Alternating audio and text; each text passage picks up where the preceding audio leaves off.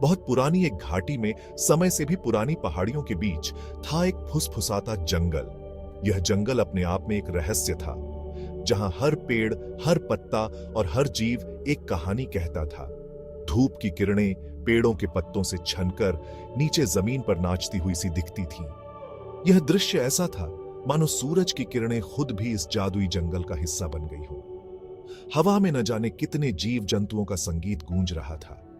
यह संगीत इतना मधुर था कि सुनने वाले को एक अलग ही दुनिया में ले जाता था।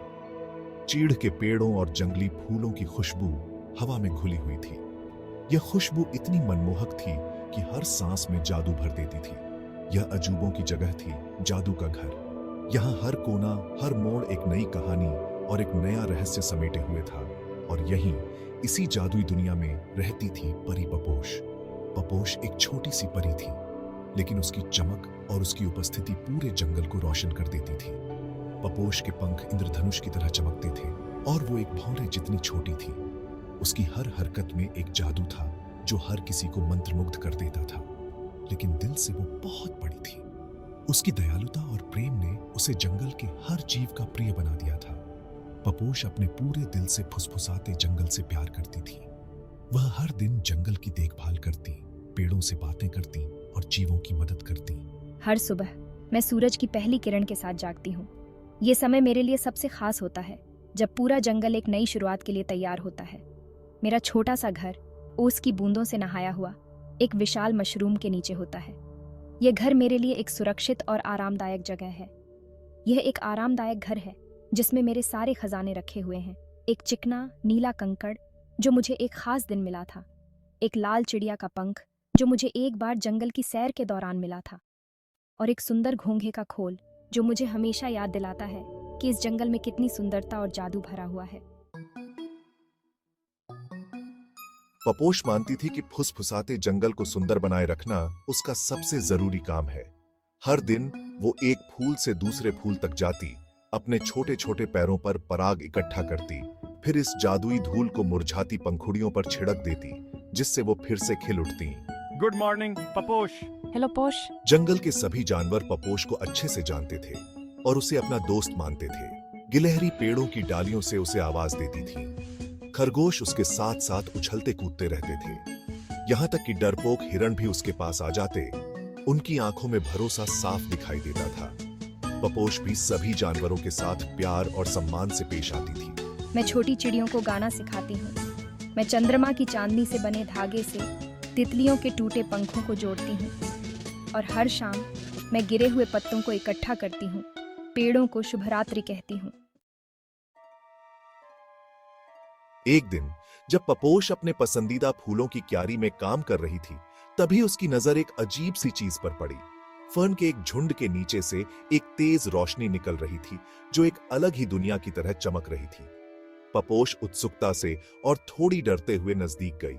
पत्तों को हटाते ही पपोश की आंखें फैल गईं। वहां जमीन पर एक ऐसा पत्थर पड़ा था जैसा उसने पहले कभी नहीं देखा था। यह गोल और चिकना था, बिल्कुल एक पॉलिश किए हुए पत्थर की तरह, लेकिन यह पत्थर अंदर से चमक रहा था, इंद्रधनुष जैसे रंगों से जो उसके सामने नाच रहे थे। ये क्या है? अरे नमस्ते। आवाज ऊंची और मीठी थी, घंटियों की तरह। पपोश के सामने एक और परी थी जो उससे भी छोटी थी। इस परी के पंख चांदनी की तरह चमकते थे और आंखें नीलम की तरह। मैं नीला हूँ और लगता है हमें एक बड़ी समस्या का सामना करना पड़ रहा है। ये समस्या इतनी गंभीर है कि अगर इसे जल्द ही हल नहीं किया गया तो हमारे प्यारे जंगल का अस्तित्व खतरे में पड़ सकता है। यह एक मनोकामना पत्थर है जो किसी भी इच्छा को पूरा कर सकता है। यह पत्थर हमारे जंगल का दिल है और इसकी जादुई शक्तियों ने हमेशा हमारे जंगल को सुरक्षित और हरा भरा रखा है, लेकिन अब इसने अपनी जादू खो दी है। पत्थर की चमक फीकी पड़ गई है और इसके साथ ही हमारे जंगल की खुशहाली भी, और इसके बिना फुसफुसाता जंगल खतरे में है। हमें जल्द ही कुछ करना होगा, नहीं तो यह जंगल हमेशा के लिए बदल जाएगा। नीला ने बताया कि मनोकामना पत्थर जंगल का दिल था। इसका जादू ही पूरी जमीन को हरा भरा रखता था और यहाँ रहने वालों की रक्षा करता था। यह पत्थर हमारे जंगल की आत्मा था और इसके बिना सब कुछ बिखरने लगा है।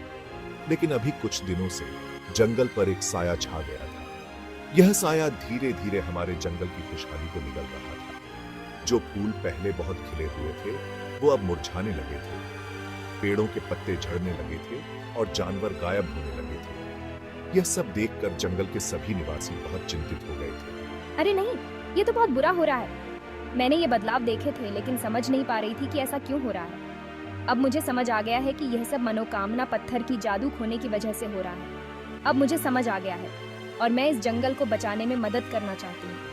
हमें मिलकर इस समस्या का समाधान ढूंढना होगा। मुझे अपने प्यारे फुसफुसाते जंगल को बचाना है। यह जंगल हमारा घर है और हम इसे किसी भी कीमत पर नहीं खो सकते। चिंता मत करो, हम इस मनोकामना पत्थर का जादू वापस ला सकते हैं, लेकिन हमें साथ काम करना होगा। हमें अपनी सारी ताकत और एकता का प्रदर्शन करना होगा। नीला की बातों से पपोश को थोड़ी उम्मीद हुई। फुसफुसाते जंगल का भविष्य अब उनके छोटे छोटे हाथों में था और वो इस मुश्किल का डटकर सामना करने के लिए तैयार थी। अब यह देखना बाकी था कि क्या वे अपने जंगल को बचा पाएंगे या नहीं। नीला ने बताया कि मनोकामना पत्थर का जादू वापस लाने के लिए उन्हें 3 खास चीजें चाहिए। जंगल के सबसे अनोखे पंछी का एक पंख, फुसफुसाते झरने की सबसे बूढ़ी मछली का एक शल्क और एक वृक्ष के हृदय से निकला एक आंसू। ये चीजें ढूंढना आसान नहीं था। इसके लिए बहुत हिम्मत, चतुराई और जंगल और यहाँ रहने वालों को अच्छे से जानने की जरूरत थी। लेकिन पपोश ने हिम्मत नहीं हारी। नीला के साथ वो अपने इस अहम मिशन पर निकल पड़ी। अपनी खोज में हमें सबसे ऊंचे पेड़ पर भी जाना पड़ा, जहां हमें नीला किंगफिशर ढूंढना था, एक ऐसा पंछी जो बहुत कम दिखाई देता है। कहते हैं कि ये आसमान की एक सरसराहट है। हम फुसफुसाते झरने की गहराई में भी गए, जहाँ हमें एक बूढ़ी कैटफिश ढूंढनी थी, जिसने न जाने कितनी ऋतुएं बदलते देखी होंगी। और हम सबसे पुराने वृक्ष पर भी चढ़े, जिसकी शाखाएं सालों और ज्ञान के भार से झुकी हुई थीं। आखिरकार कई दिनों और रातों की तलाश के बाद पपोश और नीला ने वो तीनों चीजें ढूंढ ली। थकी हुई लेकिन खुश, वो मनोकामना पत्थर के पास वापस आ गईं। जैसे ही हमने पंख, शल्क और आंसू पत्थर पर रखे, पत्थर में फिर से ऊर्जा आ गई। एक गर्माहट की लहर फैली जिसने फुसफुसाते जंगल के कोने कोने को छू लिया। फूलों ने अपने सिर उठाए, उनकी पंखुड़ियां फिर से खिल उठीं। पेड़ धीरे धीरे हिलने लगे, उनके पत्ते फिर से हरा भरा हो गए और जानवर अपने छिपने के स्थानों से बाहर आ गए। उनकी आंखों में कृतज्ञता चमक रही थी। मेरा काम हो गया। मनोकामना पत्थर का जादू वापस आ गया है और फुसफुसाता जंगल फिर से सुरक्षित है। लेकिन अब मुझे यहाँ से जाना होगा। मुझे और भी जंगलों की मदद करनी है जिन्हें मेरी जरूरत है। पपोश नीला को जाते हुए देखकर बहुत उदास थी। नीला उसकी सबसे प्यारी दोस्त थी और उसके बिना जंगल में सब कुछ सूना लग रहा था। वो अब सबसे अच्छी दोस्त बन गई थी, अपने सफर और खुशियां बांटी थी।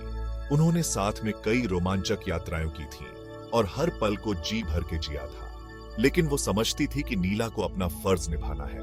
नीला को अपनी जिम्मेदारियों का एहसास था और उसे अपने कर्तव्यों का पालन करना था। जब नीला जाने के लिए तैयार हुई तो मेरा दिल कृतज्ञता से भर गया। उसने मुझे सिखाया कि सच्ची दोस्ती का मतलब एक दूसरे का साथ देना और समर्थन करना होता है। नीला ने न सिर्फ फुसफुसाते जंगल को बचाया था, बल्कि मुझे हिम्मत, टीम वर्क और खुद पर विश्वास करने का महत्वपूर्ण सबक भी सिखाया था। उसने हमें दिखाया कि एकता में कितनी ताकत होती है। आखिरी बार गले मिलते हुए नीला आसमान में उड़ गई। उसके पंख सूरज की आखिरी किरणों को छू रहे थे। वो एक नई यात्रा पर निकल पड़ी थी और उसके चेहरे पर एक चमक थी। पपोश उसे जाते हुए देख रही थी। उसका दिल अपनी दोस्त के लिए प्यार और प्रशंसा से भरा हुआ था। उसने नीला की हिम्मत और समर्पण को सराहा। जैसे ही नीला क्षितिज में गायब हो गई, पपोश को पता था कि वो उसे कभी नहीं भूलेगी। नीला की यादें हमेशा उसके दिल में बसी रहेंगी। उस दिन से मैंने फुसफुसाते जंगल की देखभाल करना जारी रखा। मेरा दिल एक नए उद्देश्य से भरा हुआ था। मैंने नीला से सीखा कि सच्ची जिम्मेदारी क्या होती है। मैं अब सिर्फ एक छोटी सी परी नहीं थी, मैं जंगल की रक्षक थी जिसे इसकी सुरक्षा सौंपी गई थी। मैंने अपने कर्तव्यों को पूरी निष्ठा से निभाने का संकल्प लिया। मनोकामना पत्थर, जिसका जादू वापस आ गया था, धीमी धीमी रोशनी से चमक रहा था, जो उम्मीद, दोस्ती और जंगल के अंदर मौजूद अदम्य भावना की ताकत की याद दिलाता था। और मैं, जो कभी एक छोटी सी परी थी, ने रक्षक की भूमिका निभाई।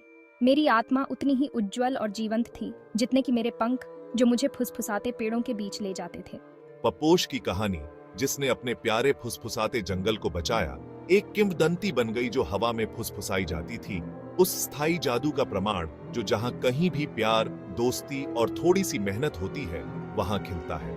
क्योंकि अंत में असली जादू चमकते पत्थरों या फुसफुसाई गई इच्छाओं में नहीं, बल्कि इस अटूट विश्वास में था कि सबसे छोटा जीव भी सबसे बड़ा बदलाव ला सकता है।